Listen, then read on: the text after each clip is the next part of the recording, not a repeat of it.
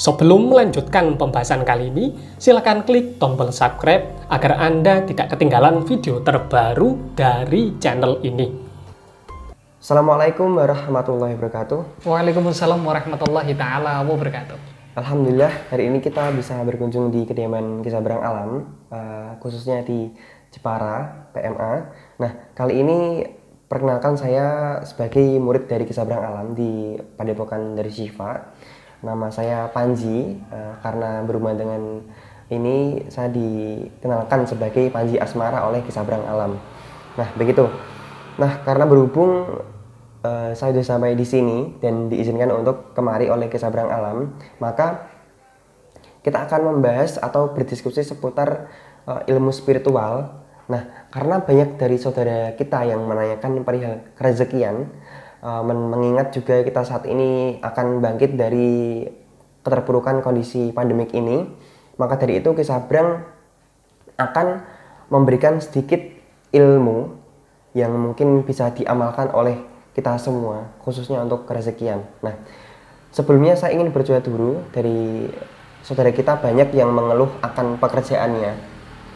Karena ini juga pandemi yang membuat mereka di PHK dan kehilangan pekerjaan, yang berdagang juga dagangannya sangat sepi. Bahkan ada adik saya juga sedang sepi dagangannya itu. Iya.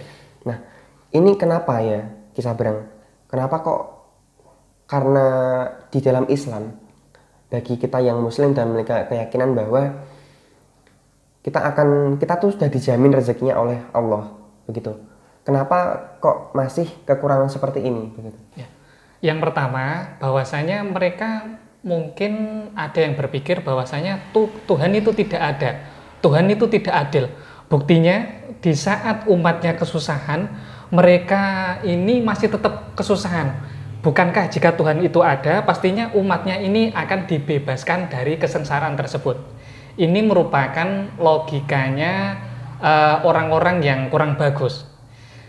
Begini, Tuhan itu dimanapun tetap ada. Bedanya, ada orang ataupun makhluk yang berkenan untuk mendekati Tuhan, ada mereka yang sengaja menjauhkan diri dari Tuhan. Dikarenakan hatinya ini sengaja dijauhkan. Loh, mengapa kok hatinya bisa jauh? Karena mereka tidak bisa mengisi hatinya dengan bersyukur. Loh, Ki, saya ini sudah bersyukur kalau sudah mendapatkan uang ini, saya selalu mengucapkan Alhamdulillah. Alhamdulillah di mulut dengan Alhamdulillah di hati. Itu merupakan sesuatu hal yang berbeda. Ketika saudaraku ataupun sahabat Kisah Berang yang lainnya hanya bisa berkata Alhamdulillah ya Allah, ternyata hanya di mulut saja, kemudian hatinya masih ingkar, itu namanya orang kufur. Makanya di saat keadaan semacam ini, di saat diberikan cobaan macam ini, cobaannya tidak hilang-hilang, kok malah tambah merambah, tambah susah terus semacam itu. Karena hatinya masih ada kekufuran akan nikmat dari Allah. Baik, jadi jalan rezeki itu sudah dijelaskan bahwa di Quran surat Hud ayat 6 kalau salah, itu kan Allah sudah menjamin semua makhluknya, baik itu yang melata, berjalan melata, dan baik itu hewan atau manusia. Nah, tapi kan kita sudah bersyukur, yang katanya syukur itu harus secara pengakuan secara hati, tapi karena hanya ucapan, jadi kita hatinya kufur nikmat. Nah, apakah ada hal yang lain yang bisa kita lakukan untuk meningkatkan spiritual kerezekian kita dengan bersyukur agar tidak kufur di hati? Ya, untuk masalah bersyukur memang dalam hal ini harus dilatih. Cara melatihnya itu berbagai macam. Salah satu caranya yaitu dengan birrul walidain, berbakti kepada orang tua. Ketika diri kita berusaha untuk menyenangkan orang terdekat kita, diutamakan adalah yaitu orang tua kita, maka diri kita ini secara tidak langsung dilatih untuk bisa menghargai semua yang diberikan sama Gusti Allah. Karena ketika diri kita mengeluarkan uang kita untuk jajan, itu kenikmatannya sementara. Namun ketika diri kita mengeluarkan sebagian uang kita untuk orang tua kita, ketika orang tua kita itu bisa senang, bisa nyaman, hati kita itu bisa terlatih untuk bisa bersyukur. Jadi, tahapan pertama memang harus bersyukur. Untuk mewujudkan akan syukur tersebut, diwujudkan dengan membahagiakan orang tua. Orang tua ini tidak perlu diberikan mobil ya Kang. Nggak perlu diberikan mobil Lamborghini dan lainnya, tidak perlu.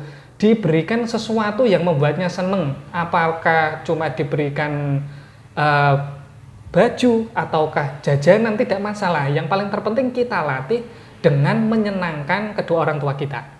Baik, jadi memang peran atau doa dari orang tua, banyak yang bilang kan kalau ridho Allah adalah ridho orang tua, kedua orang tua. Nah, begitu. Jadi sangat berkaitan antara kerezekian dengan hubungan kita dengan orang tua.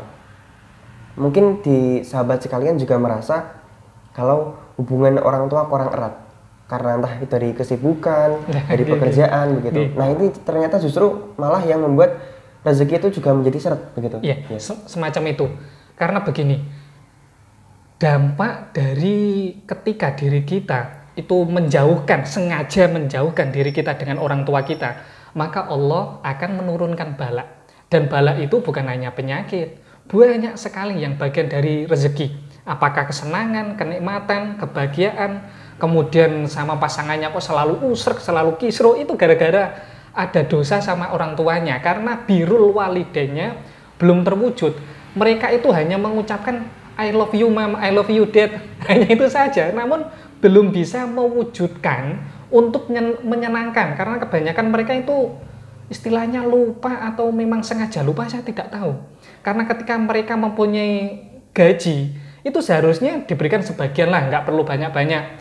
10% diberikan untuk orang tuanya, tujuannya agar seneng. Orang tua itu nggak perlu uang yang banyak, yang paling terpenting diberikan perhatian, itu paling seneng itu.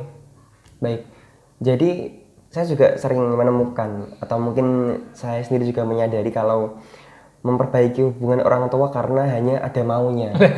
Begitu ya. Nah, apakah dengan ketika kita sudah bersyukur secara hati dan memperbaiki hubungan dengan orang tua secara tulus, adakah perkara lain yang membuat berhubungan dengan rezeki ini? Ya. Untuk hal ini mungkin saja rezeki dari saudaraku semuanya ini ada yang menghambat, ibaratnya semacam keran. Keran ini ketika dibuka, airnya ini tidak bisa mengalir dengan deras. Lah, ada sumbatan-sumbatan kotoran yang ada di keran tersebut. Bisa jadi lumut ataupun bisa jadi bagian dari kerak-kerak yang sudah cukup lama. Lah, kerak-kerak tersebut bisa dibersihkan dengan cara sedekah. Sedekah itu tidak perlu, mohon maaf ya, tidak perlu harus ke lembaga tertentu. Bukan saya menyalahkan untuk lembaga tertentu. Biasanya itu yang bikin aneh gini, di sekitarnya ada saudaranya yang membutuhkan.